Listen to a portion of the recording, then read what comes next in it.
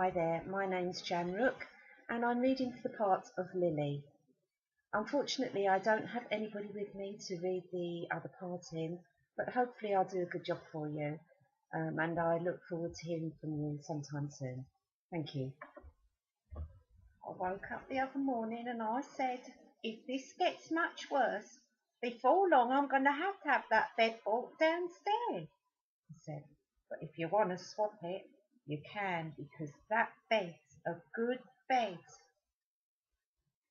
But I shan't do it unless it's absolutely necessary. But that is a good bed. No, not bothered about it. I can drink hot water anyway. Just fill it up with hot water and then it will last me. Because as soon as I've watched my soaps, I can go to bed. Oh, I don't know. I've got a right sweat on me. Is it hot outside?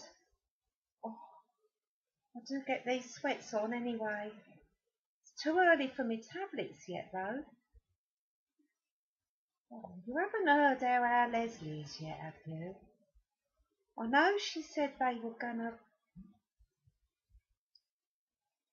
If you want a biscuit, there's some ginger biscuits in the tin. Or if you want an apple pie, there's some in the fridge in a box.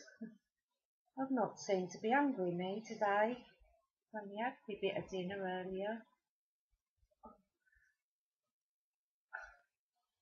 I don't know if this thing's working or not. Oh, it is, yeah.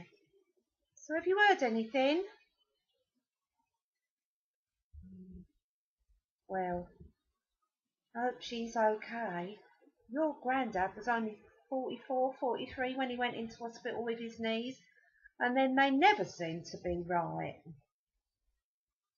When he had them done, our Bobs were all right, but he went into another hospital.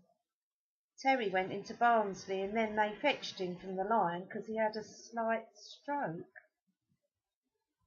And so he went into Wakefield, and then when Colin took me to fetch him back and go to the hospital to see what damage it had done, he only got up the road and he had a massive stroke. Then we called in at the doctors and they just said, turn around and go back. We went to that hospital that used to be the factory, and it wasn't much good after that. He could talk, but he couldn't talk proper. Like, he was like, there's some apple pies in the fridge in a box if you want one. This is a piece from Pack of Lies by Hugh Whitemore, but I've anglicised it so I don't need to do an American accent. In 1950 we had a flat overlooking one of the squares in London. Nothing fancy, but I loved it. I've never been much of a homemaker, anyone will tell you that, but that place was special. It was the kind of place I've always wanted. The sun streamed in through the kitchen window. It was all yellow and bright and cheery and warm. I even made curtains for that window. Then one evening Peter came home early. We've got to leave, he said.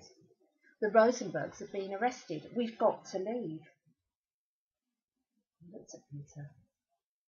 His mouth had gone dry. He moistened his lips with his tongue. When? I asked. Tonight, he said. We've got to get the hell out of here as fast as we can. And that's what we did. We left our clothes in the wardrobe, books on the shelves, food in the refrigerator. We could have stayed, I guess, and taken our chances. But we didn't. From then on, there was no turning back.